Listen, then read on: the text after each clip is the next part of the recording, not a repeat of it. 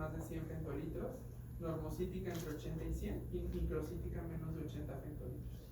Hipocrómica menos de 28, normocrómica entre 28 y 33, hipercrómica más de 33. El término hipercrómico realmente no está bien visto, ¿sí? Y no lo utilizamos. Si tenemos generalmente una anemia macrocítica, suele subir mucho el volumen, la concentración de hemoglobina. Y entonces vamos a tener macrocítica, pero no se dice macrocítica hipercrómica, simplemente lo dejamos como macrocítica. ¿La PG es picogramos? Picogramos. Y FL es centolitros. ¿Sí? Aquí, bueno, tenemos las anemias microcíticas, anemias normocíticas y anemias macrocíticas.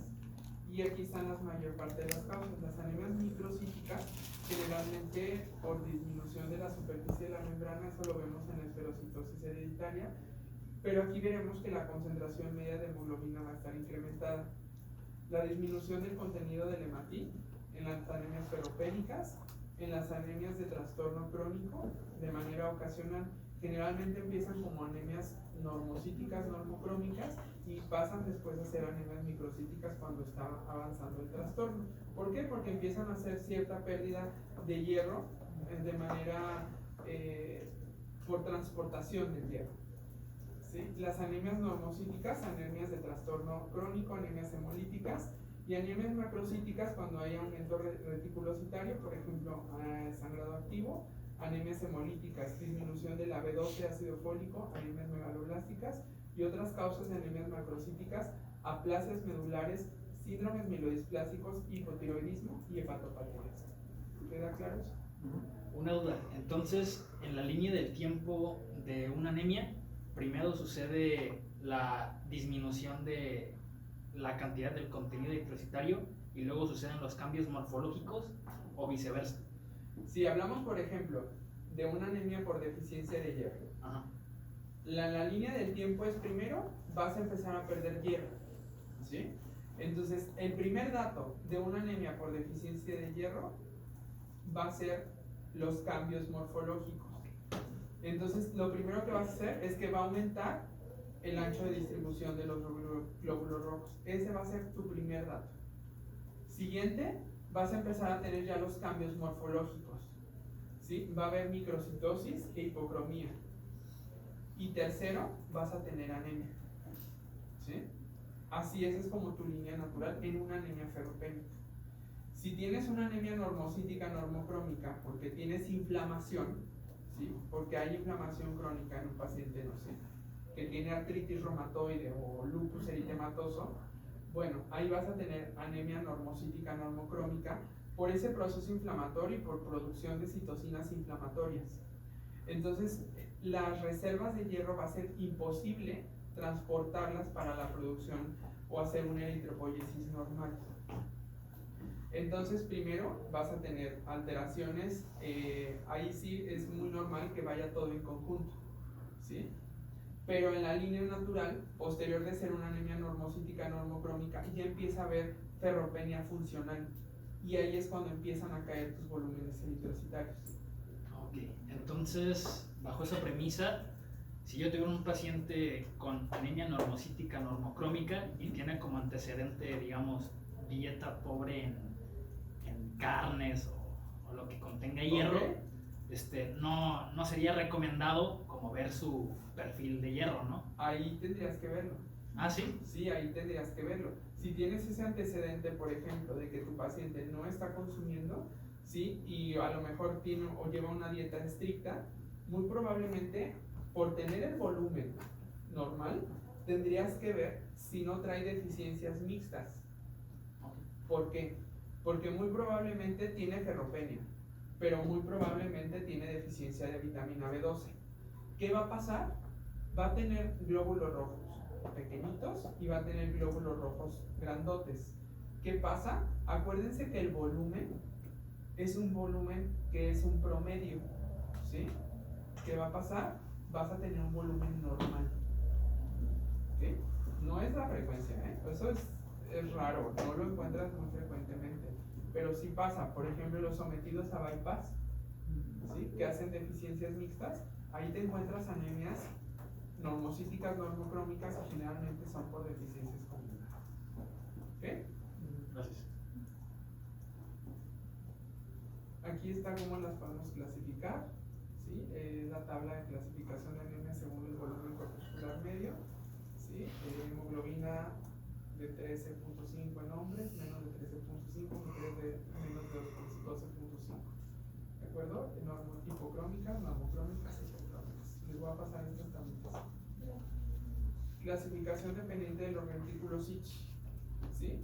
Ya tengo, por ejemplo, ya clasifiqué, tengo una anemia, o sea, me llega un paciente con hemoglobina de 8 gramos, con volumen corpuscular de 60 y concentración hemoglobina corpuscular media de 22. Tengo que es una anemia microcítica hipocrómica. Ahora, necesito ver si está regenerando o no está regenerando. Y para eso, ¿qué me va a hacer mi utilidad? El índice de reticulocitos. Entonces, si yo tengo un índice de reticulocitos y me reporta 2.5%, ¿qué va a ser? Regenerativa. Si me reporta 0, regenerativa o hiporregenerativa. ¿De acuerdo?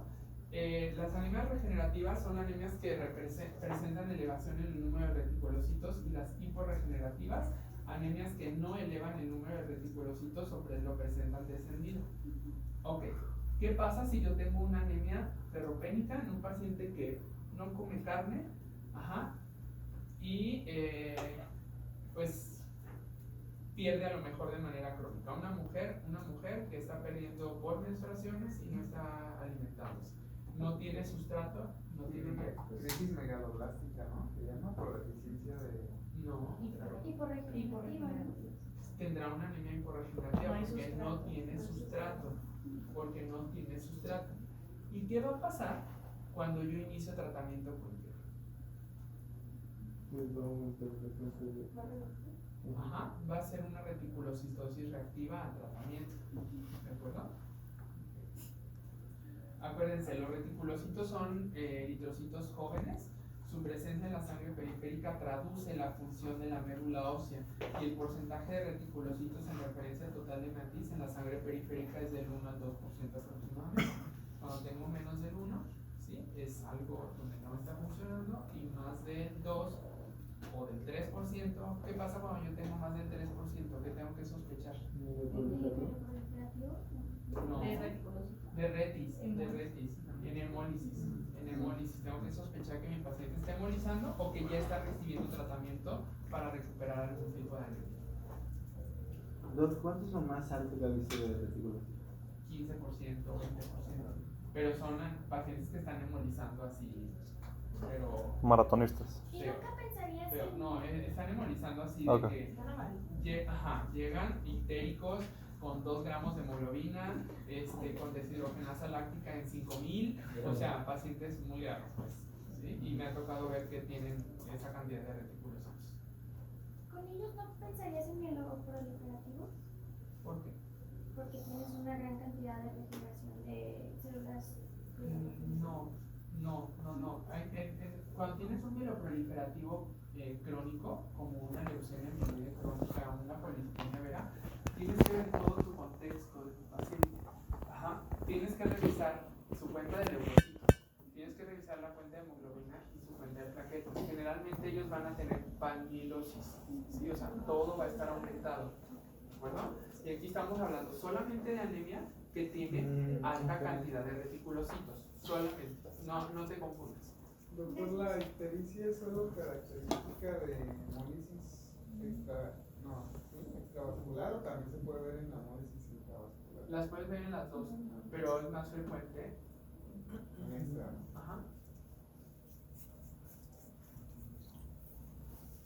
Ok, anemia. Generalmente es bien importante conocer el índice de producción reticulocitaria, y en el caso de la anemia tenemos una biometría hemática y la cuenta de reticulocitos. También es bien importante conocer, normalmente nos lo reportan el índice en porcentaje, pero también es importante ver el valor absoluto de reticulocitos, también nos lo pueden reportar. Cuando yo tengo un índice de reticulocitario menos de 40.000, tengo que irme a revisar la hemoglobina corpuscular media y el volumen corpuscular medio. Si yo tengo una anemia A regenerativa, ajá, con una anemia normocítica normocrómica, tengo que pensar en infiltración medular, aplasia medular, anemias inflamatorias o anemias asociadas a enfermedad renal crónica. ¿Okay? Si yo tengo una anemia A regenerativa, ¿sí?, con microcitosis, tengo que pensar en déficit de hierro, en talasemia, en anemia siderolástica.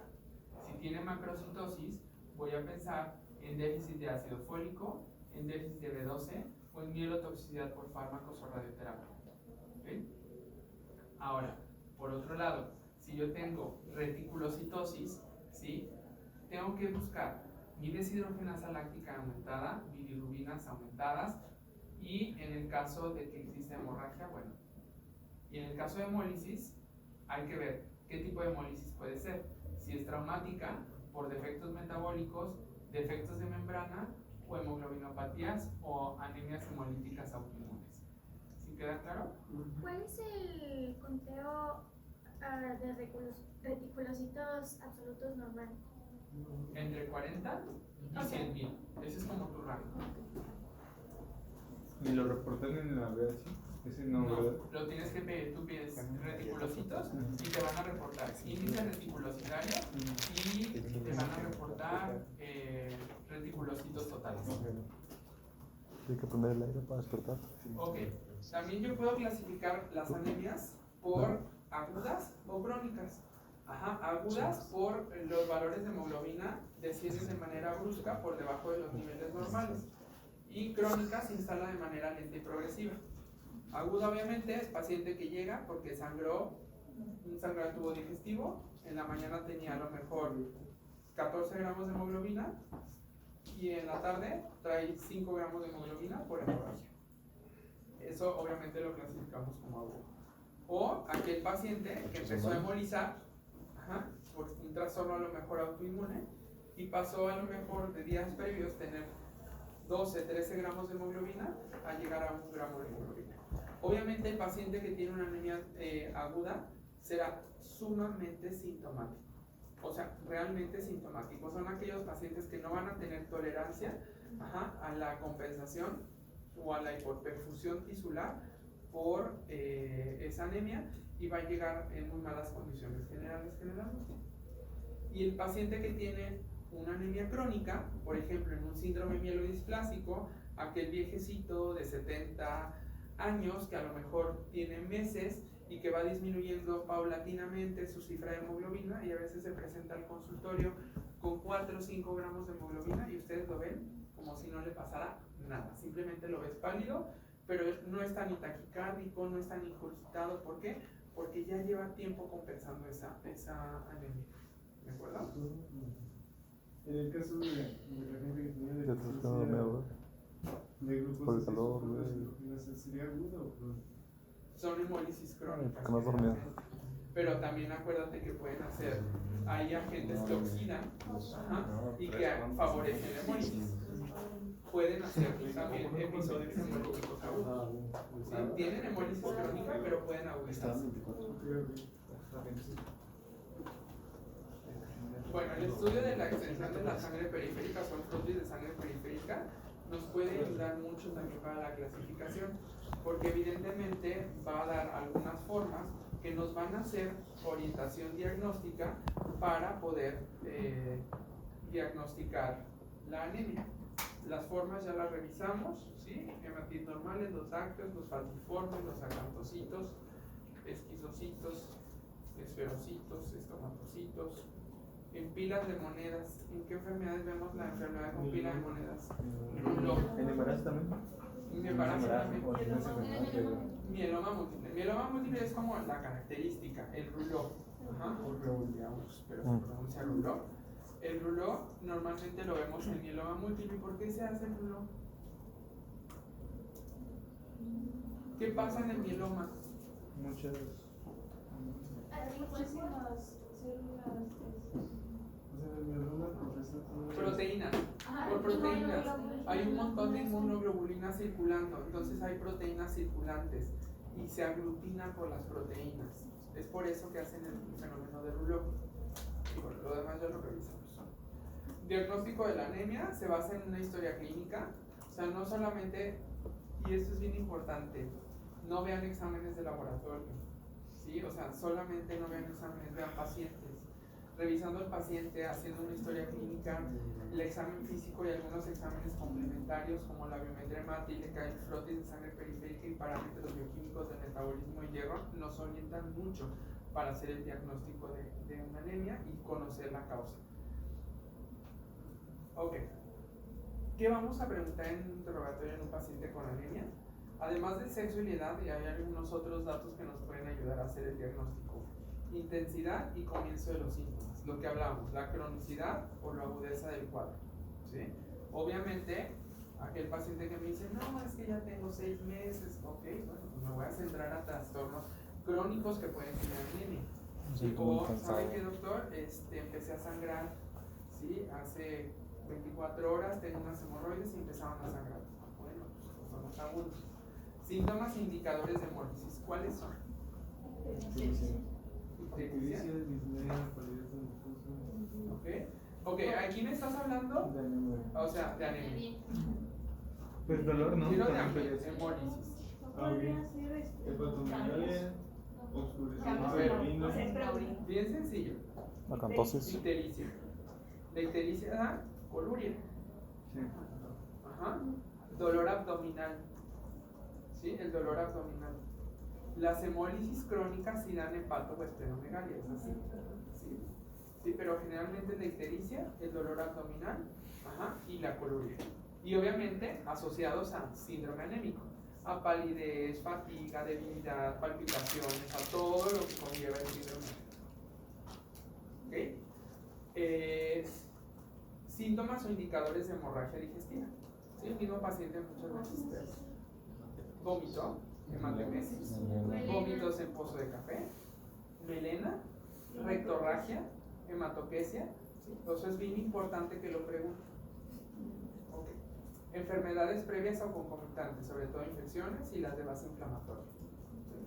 De infecciones, Diarrea. hay tuberculosis, hay diarrea, tiene antecedente de lupus. ¿Qué pasaría si me dice mi paciente, sí, es que tengo lupus? ¿En qué pensaría? Y llega mi paciente anémico. Autoinmunidad. En enfermedades autoinmunes, anemias hemolíticas autoinmunes. O por enfermedad O por enfermedad crónica. No necesariamente el paciente que tiene lupus va a estar hemolizando, puede ser también una enfermedad por enfermedad, anemia por enfermedad crónica. Exposición a fármacos o tóxicos. ¿Qué más? O sea, a fármacos. Metformina, ¿por qué la metformina anemia? No te, los demás. Tú ya debes de saber seguramente. Porque la Ya mencionas. tengo una idea. O sea, no sabes. Metformina, ¿por qué? Es bien importante. ¿Cuántos Disminución. pacientes no han visto que toman metformina? Todos. Parece como Yo por el tomo. distrés gastrointestinal que provoca. No, porque disminuye la captación de. No es por la vía Pues B12, ¿no? Porque Disminuye la absorción de la vitamina B12. Entonces los pacientes que tienen tratamientos ya crónicos con dosis altas pues pueden cursar con anemia por deficiencia de B12. Nomás está 25 me empecé a congelar de la a nada. mí güey. me quedó la duda de la TB. ¿Cuál es la relación madre. con la anemia? Tuberculosis. Simplemente inflamación, ajá, y disminución de la absorción. Y otra cosa es que también pueden hacer granulomas en la médula ósea que favorezcan la anemia. ¿Sale? Ok. Dieta. Veganos. Sencillo, o sea, veganos, vegetarianos estrictos, no como carne, Sí, picky eaters. todo eso. Historia neonatal. ¿Por qué la historia neonatal? Que hayan sido prematuros, supongo. Déficit de glucosa 6-fosfato y todo eso. Puede Pero ser no de ictericia neonatal. ictericia neonatal. O sea, se puso amarillo, exactamente. Te pusiste amarillo cuando naciste, sí. ¿Tienes familiares que tuvieron anemia antes? Sí. Y a mi papá le quitaron el vaso, ok. Y a mi hermano le quitaron la vesícula. ¿Por? Antiinmune. Anemias hemolíticas congénitas, esferocitosis hereditaria, ¿sí? Esplenomegalia, la alteración que hacen en todo el grupo M y toda la degradación, hacen piedras en la vesícula, terminan colecistectomizados. Antecedentes familiares, lo que les decía, es bien importante. Cuando estén con un paciente anémico, pregunten, ¿tienen otros familiares con anemia? Sí. Ok, ¿quiénes? No, pues que mi papá ha tenido anemia. Ok, y varios tíos, ok, talasemias, enfermedades congénitas, generalmente ahí podemos investigar. Manifestaciones clínicas. La sintomatología producida por la anemia es consecuencia de la hipoxia, la tolerancia individual derivada de la capacidad de la adaptación cardiocirculatoria, relacionada con la rapidez de la instauración del cuadro clínico. ¿Sí? Lo que les decía, paciente que se instauró el cuadro clínico en días, pues obviamente va a estar sumamente sintomático. Aquel que se instauró, que tardó muchísimo tiempo en desarrollarlo, pues obviamente no van a tener casi síntomas, simplemente síntomas muy vagos como debilidad, fatiga, ¿sí? O se fatigan mucho cuando van a la poca tolerancia al ejercicio generalmente. ¿Sí? El cuadro clínico depende del tipo y el tiempo del desarrollo de la anemia. ¿Cuándo un paciente realmente se vuelve muy sintomático? O sea, un paciente anémico. A partir de anemia moderada. De los 7 gramos. Generalmente de los 7 gramos, casi cualquier paciente va a estar muy sintomático. Pero aquellos crónicos, la verdad es que me ha tocado ver hemoglobinas de 4 como si nada les pasara.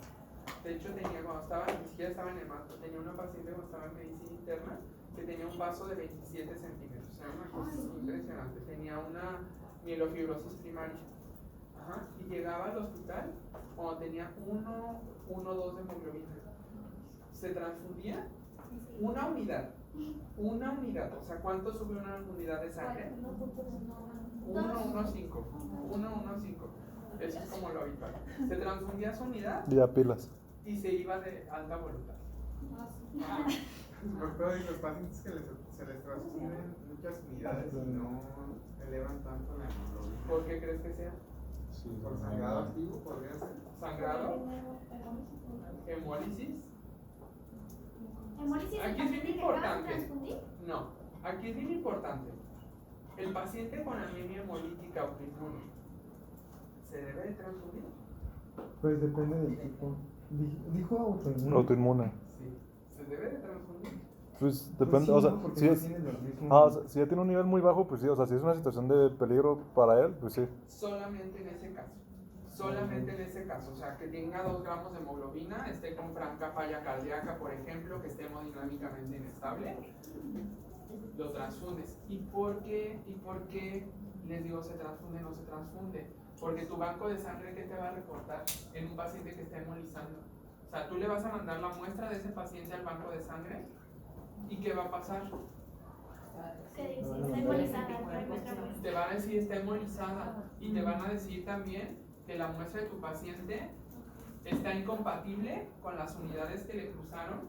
Te van a decir también que trae CUN positivo, te van a decir que trae pruebas de autocontrol positivo, o sea, literalmente todo les da positivo, ¿sí me explico? Y ahora, ¿qué pasa? Dices, pero si traes 2 gramos de hemoglobina, está inestable, ¿qué hago?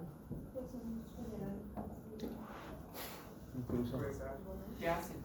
O sea, de verdad, ¿qué hacen? Esa situación puede estar enfrente de cualquiera de nosotros. Pues lo transfundes, ¿no? Ya a esos grados. Literalmente, si vas, comentas con el banco de sangre y le dices, ¿sabes qué? Mi paciente está inestable, dame la sangre. ¿Sí? Y aún así está incompatible, literalmente se empieza a transfundir la unidad y el médico está a pie de cama.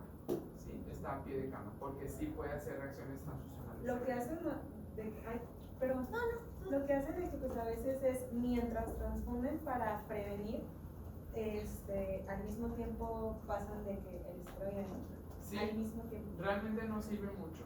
No sirve mucho, pero sí. Se pasa antes una dosis de esteroide, alta dosis de esteroide, y estás infundiendo la unidad. O sea, soy Sí, inmunodeprimido. pero sí son situaciones que pueden llegar a suceder. Ok. ¿Te estás muriendo? Yo tenía una duda, perdón. En la anemia hemolítica autoinmune, ¿contra qué específicamente? O sea, es ¿Con el frío? ¿Contra qué? ¿Cómo se dice? Es que hay, bueno, lo vamos a revisar. Es que Me pasa al revés, hay es que la apago. anticuerpos fríos y anticuerpos calientes. La más frecuente es de anticuerpos calientes y son mediadas por IG. Que son Después de mi compa. Pero tratamientos de, no voy a salir. Y es que solamente se unen a la membrana. La gente que tiene lo de anticuerpos fríos no les da que no la arregló. No, pues bueno, si tienen alguna causa que le haya atribuido eso, o sea, alguna causa autoinmune, sí pueden tener. Ok, en el examen físico que vamos a revisar, en el examen físico nos puede orientar mucho a la causa, ¿de acuerdo? En el caso, por ejemplo, en la piel, si mi paciente está hiperpigmentado, chiquito, anémico, ¿sí? Pues anemia de Fanconi. ¿Ok? Si la piel tiene petequias o púrpura, anemias hemolíticas autoinmunes con trombocitopenias asociadas. ¿Cómo se llama este síndrome? Evans. Ajá, síndrome de Evans. El síndrome de Evans es anemia hemolítica autoinmune con trombocitopenia inmune. ¿Ok? Síndrome hemolítico urémico, aplasia de la médula ósea o infiltración de la médula ósea. ¿Ok? Ictericia. Ya me han hablado mucho de ictericia ustedes. Anemia hemolítica, hepatitis o anemias aplásicas. Aquí hay un dato bien importante. Cuando el paciente tiene deficiencia de B12 y está anémico, generalmente siempre les van a decir que se les puso amarillito el paciente, o les dicen es que lo empezamos a ver más amarillo. Realmente no es ictericia. La piel se les torna un color, un tinte amarillento, pero si ustedes revisan las escleras debajo de la lengua o el paladar, no es ictericia. Simplemente el color, el tono es palidez, pero más amarillenta. Y eso es muy característico de la deficiencia de vitamina B12. En la cara, prominencias óseas malar y maxilar, anemias hemolíticas congénitas, talasemias mayores. ¿Sí? Eso es lo que podemos encontrar en el examen físico de un paciente talasémico. Sí, adultos. Se presenta a veces en pacientes, o sea, no que muchas veces el diagnóstico se hace en personas mayores. ¿Por qué? Porque son aquellos que llegan y te dicen, toda la vida he tenido anemia, siempre he tenido anemia, me dan hierro, me dan vitamina B12, mejor un tiempo, después generalmente son aquellos pacientes talasémicos que tienen talasemia menor. ¿Vale? Ojos, microcórneas, anemias de Fanconi. Los Fanconis generalmente hacen falla medular, con anemias muy severas, pero tienen muchas alteraciones fenotípicas. Anomalías de los vasos conjuntivales y retinianos, algunas hemoglobinopatías, cataratas, deficiencia de 6-fosfato deshidrogenasa, galactosemia y anemias hemolíticas, edema de párpados, malnutriciones, en la glositis, deficiencias de hierro y deficiencia de B12. La deficiencia de B12 hacen anemias, lenguas lisas. ¿Sí? Eso es muy importante, la lengua lisa. Tórax, anomalías en los pectorales, síndrome de Poland. Manos, pulgar trifalángico, las aplasias puras de serie roja. Hipoplasia de la eminencia tenar, anemias de Fanconi. Anomalías en las uñas. ¿Cómo se llama la anomalía en las uñas? En la ferropenia. Coiloniquia. Se hacen uñas en cuchara. ¿La vieron ustedes hace días, no? ¿O quién le tocó? Sí, ustedes, ¿verdad? Se las tenía rayadas y así en cuneta. Esplenomegalia. ¿Qué causas de esplenomegalia en paciente anémico? Anemias hemolíticas, leucemias, linfomas, infecciones agudas. En exámenes complementarios, generalmente los estudios complementarios básicos incluyen el hemograma, o sea, biometría hemática, el examen del frotis de sangre periférica y parámetros bioquímicos buscando el metabolismo de hierro, es decir, la sideremia, la ferritina, la transferrina, el índice de saturación y de la transferrina. Aquí están unos valores generales y listo, estos fue generalidades de anemia.